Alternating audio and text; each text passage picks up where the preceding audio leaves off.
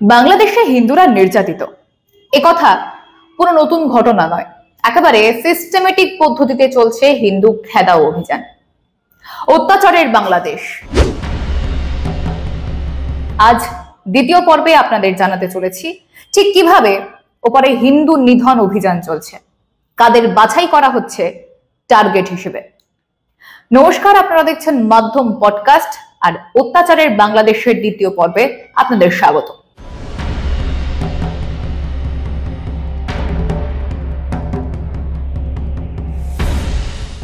বাংলাদেশের সাম্প্রতিক অতীতে বহু পুলিশ অফিসারের নাম আলোচিত হয়েছে, কিন্তু টার্গেট হয়েছেন একজনই, বিপ্লব কুমার সরকার।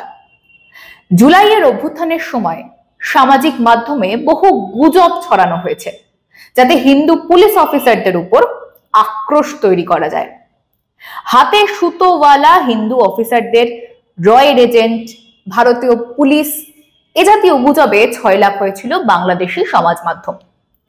বাংলাদেশি পুলিশের দেশ ছেড়ে পালিয়ে যাওয়ার ছবিকে ভারতীয় পুলিশের পলায়ন বলে চালানো হয়েছিল সে দেশের সমাজ মাধ্যমে। উদ্দেশ্য একটাই, হিন্দু ঘৃণা। আসলে হিন্দু ঘৃণার বীজ খুব ছোটবেলা থেকে মাথায় ঢুকিয়ে দেওয়া হয় সিস্টেমেটিক কায়দায়। বাংলাদেশে আজও মাদ্রাসা শিক্ষার জোর বেশি। অল্প বয়স থেকেই ওয়াজ মাহফিলে ছোট ছোট শিশুদের নিয়ে যাওয়া হয়। ওয়াজ মাহফিলে ইসলাম ব্যতীত অন্য ধর্মকে কিভাবে গালমন্দ করা হয় তা সকলেই জানেন। মাইক বাজিয়ে প্রকাশ্যে চলে ঘৃণ্য ভাষণ। এভাবেই বাংলাদেশে ব্রেন ওয়াশের কারখানা চলছে যুগ যুগ ধরে। একবার বিদ্বেষের বীজ মাথায় ঢুকে গেলে তা বাড়তেই থাকে, মহিরুহে পরিণত হয়।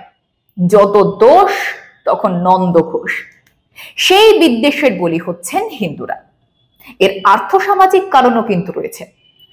বাংলাদেশে অতীতে হিন্দুরাই ছিলেন জমিদার, ব্যবসায়ী, শিল্পপতি। আজও হিন্দুদের একটা বড় অংশ ভালো জীবনযাপন করেন তাদের মেধার জোরে।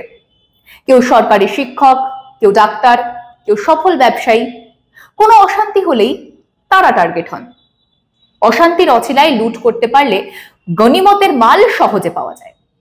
আর একটা উদ্দেশ্য, সমাজে প্রতিষ্ঠিত মানুষকে শায়েস্তা করতে পারলে বাকিদের জন্য উদাহরণ তৈরি করা যায়।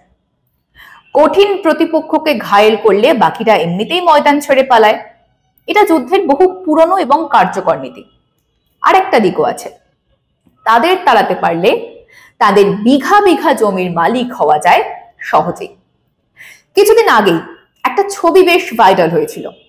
এক অসহায় হিন্দু মহিলার চোখের সামনেই গাছ কেটে নিয়ে চলে যাচ্ছিল উন্মত্ত জনতা। তারই প্রতিবেশী, বুঝতে কোনো অসুবিধা হয় না। গাছ কেটে ফেলে এবার লক্ষ্য তার জমি।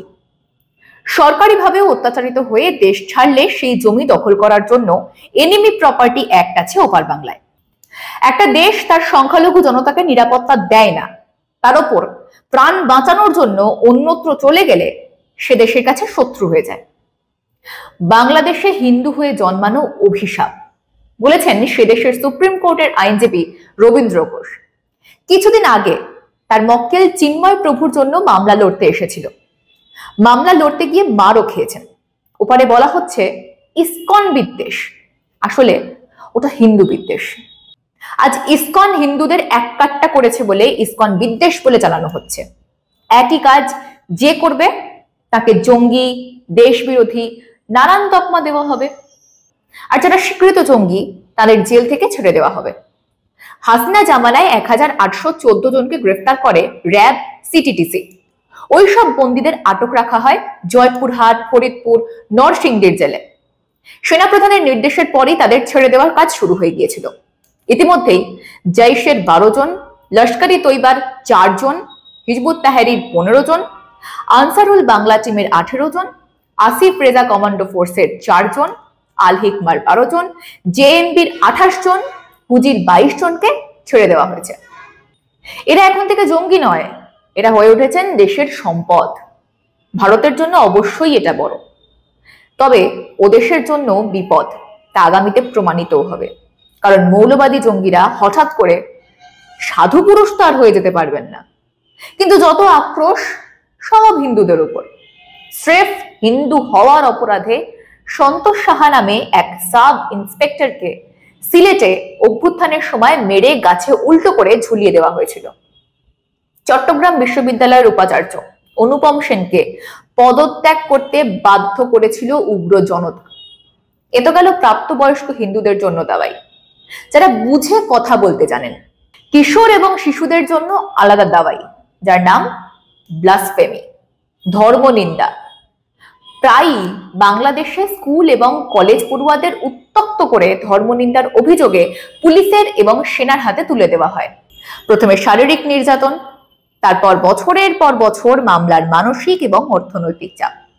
কিন্তু ওয়াজ মাহফিল থেকে হিন্দু, বৌদ্ধ, খ্রিস্টানদের গালমন্দ করাটা ধর্মনিন্দার মধ্যে যেন পড়েই না। ভাবাবেগ যেন শুধু একটা গোষ্ঠীর কুক্ষিগত, বাকিদের আবেগ বগল দাবা করা যায়, সেটা যেন দুধ ভাত। অজস্র উদাহরণ আছে। বিশেষ করে দুর্গাপুজোর সময় প্রতিমার পায়ে ইচ্ছাকৃত কোরআন রেখে সেই ছবি ভাইরাল করে হিন্দুদের একতরফা মারা হচ্ছে। হাসিনা জামানাতেই 2021 সালে হয়েছে কুমিল্লায়। এরপর বাংলাদেশের 22 জেলায় হিন্দু নিধন এবং নির্যাতন হয়েছে প্রকাশ্যে। প্রশাসন দাঁড়িয়ে দেখেছে আর প্রতিশ্রুতি দিয়েছে, কাজের কাজ কিচ্ছু করেনি। বর্তমান প্রশাসন তো সেই ঘটনা গল্প কাহিনী বলে উড়িয়ে দিচ্ছে, এটুকুই তফাৎ। মুদ্রার এপিঠ আর ওপিঠ। আজ এই পর্যন্তই। পরবর্তী প্রতিবেদনে ব্যবসায়ীদের বাংলাদেশে কিভাবে টার্গেট করা হচ্ছে সেটা জানাবো আপনাদেরকে। ততক্ষণ পর্যন্ত সঙ্গে থাকুন, দেখতে থাকুন মাধ্যম।